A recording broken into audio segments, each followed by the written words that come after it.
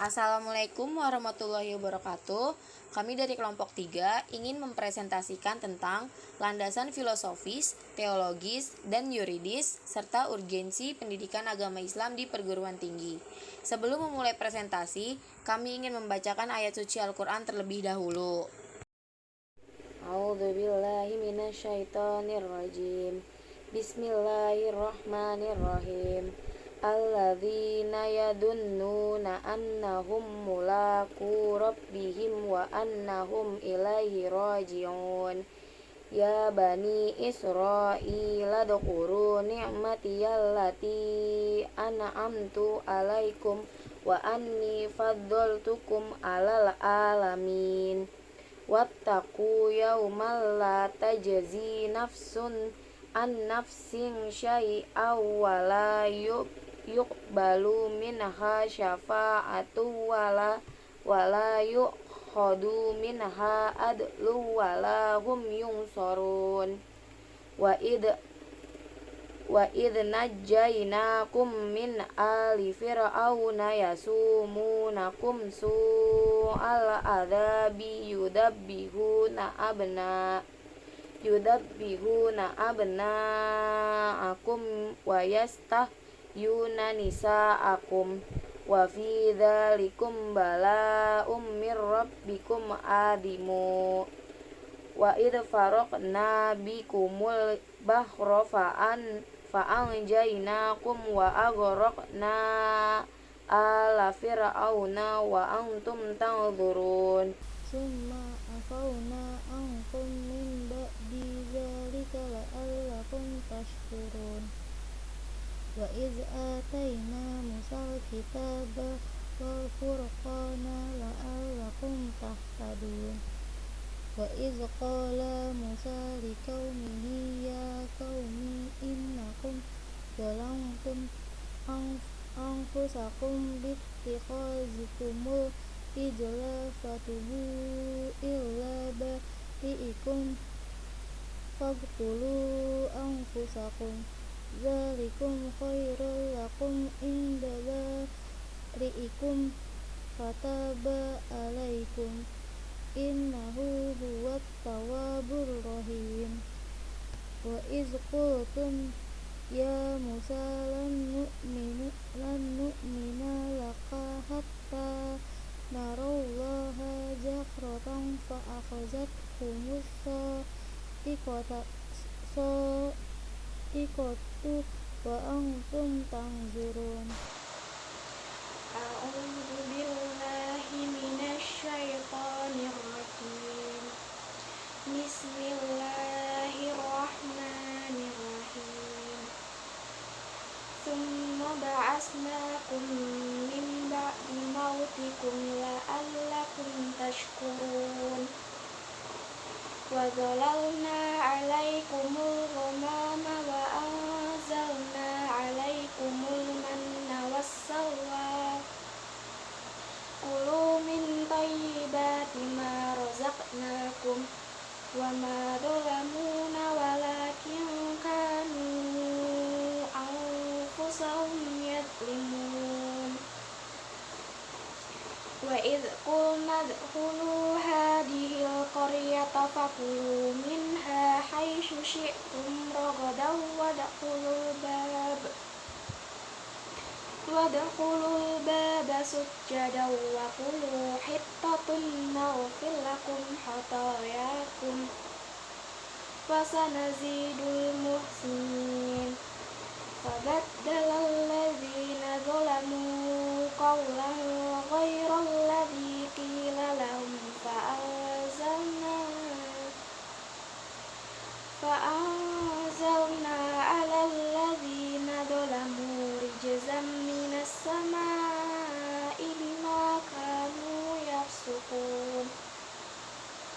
Wa idistasqa Musa liqaumihi faqulna idrib bi'asakal hajar fanfajarat minhu isnata asyrata 'ayna qad 'alima kullu unasin mashrabahum kulu washrabu mir rizqillahi wa la ta'saw fil ardi mufsidin.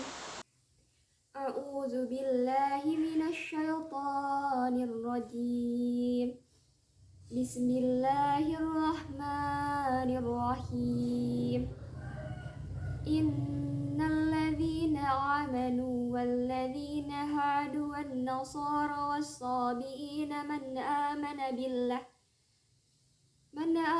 بالله واليوم الآخر وعمل صالحا فلهم أجرهم عند ربهم ولا خوف عليهم ولا هم يحزنون وإذا أخذنا ميثاقكم ورفعنا فوقكم الطور خذوا ما آتيناكم بقوة واذكروا ما فيه لعلكم تتقون ثم توليتم من بعد ذلك فلولا فضل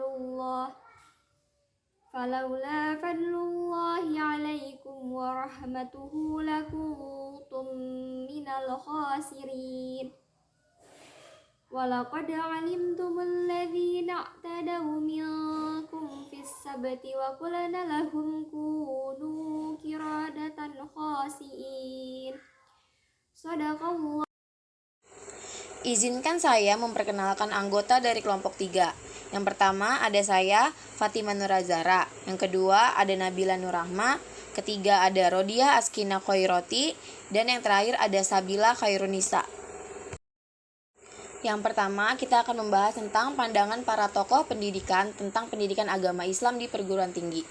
Ada dua pandangan kontradiktif dari tokoh pendidikan tentang adanya pendidikan agama Islam di perguruan tinggi, yaitu yang pertama, pendidikan agama Islam harus diajarkan dalam perguruan tinggi, karena dalam hal ini perguruan tinggi wajib menjaga keberagaman warganya.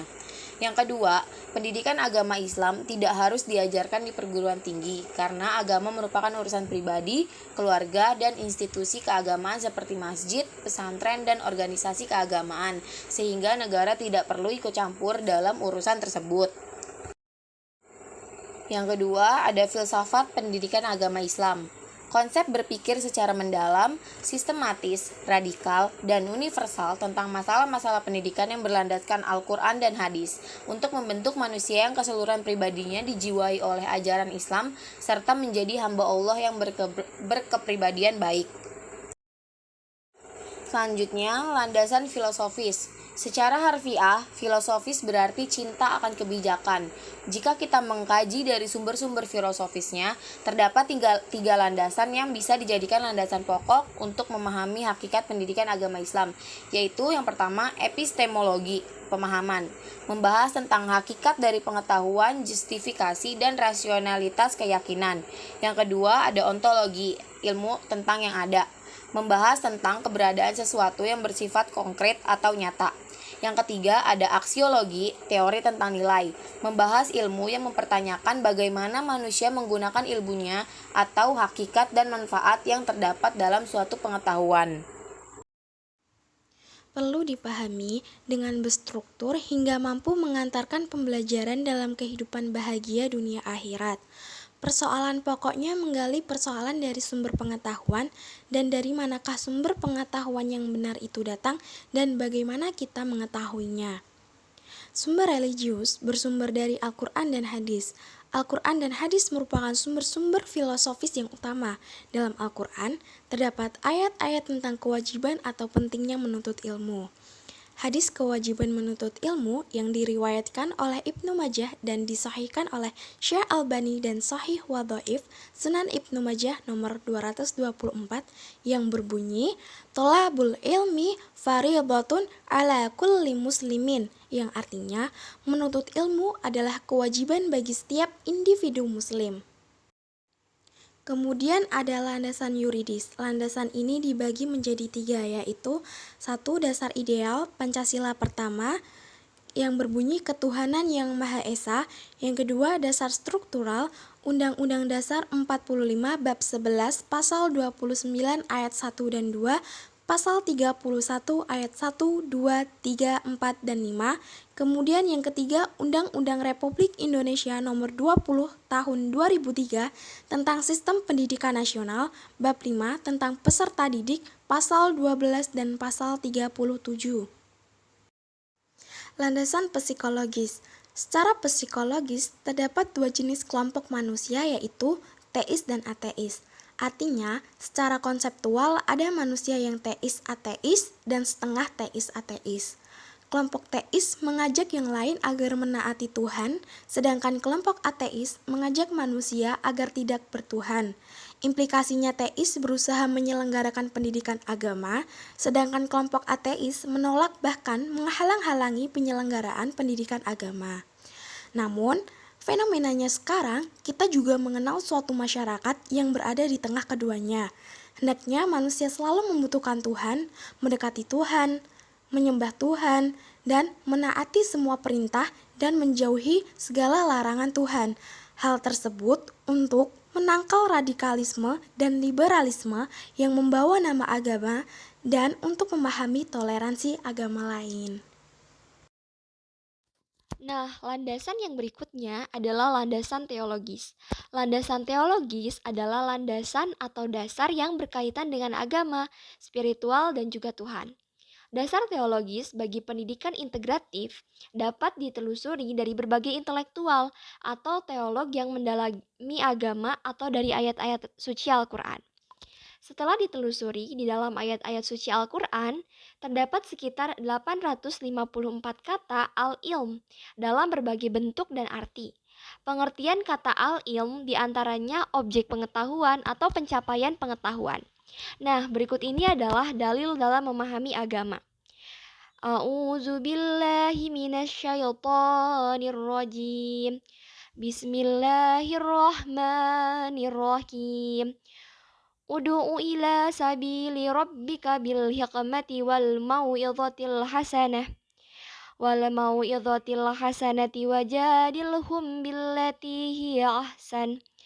Inna rabbaka huwa a'lamu biman dalla an sabilihi wa huwa a'lamu bil muhtadin.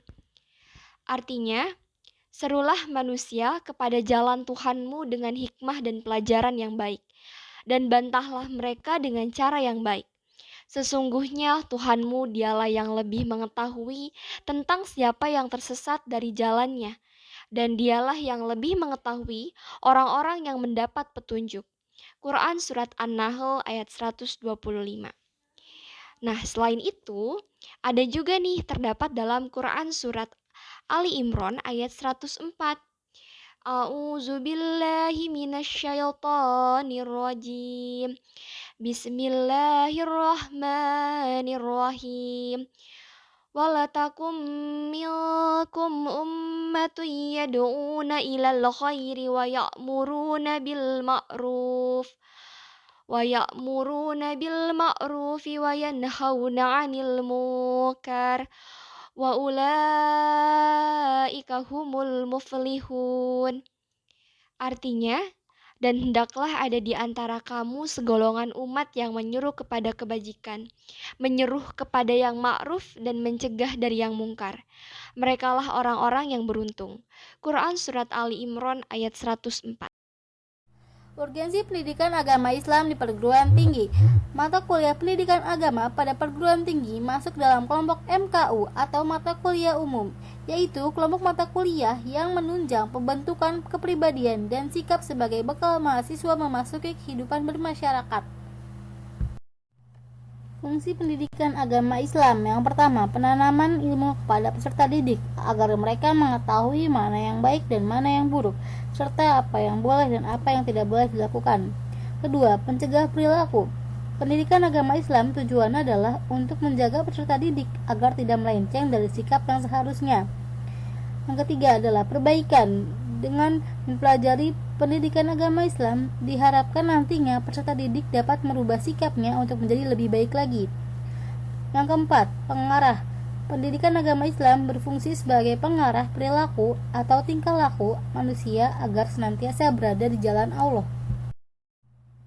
Dalam struktur kurikulum nasional perguruan tinggi, pendidikan agama Islam merupakan mata kuliah wajib diikuti oleh semua mahasiswa yang beragama Islam, seluruh perguruan tinggi negeri maupun swasta.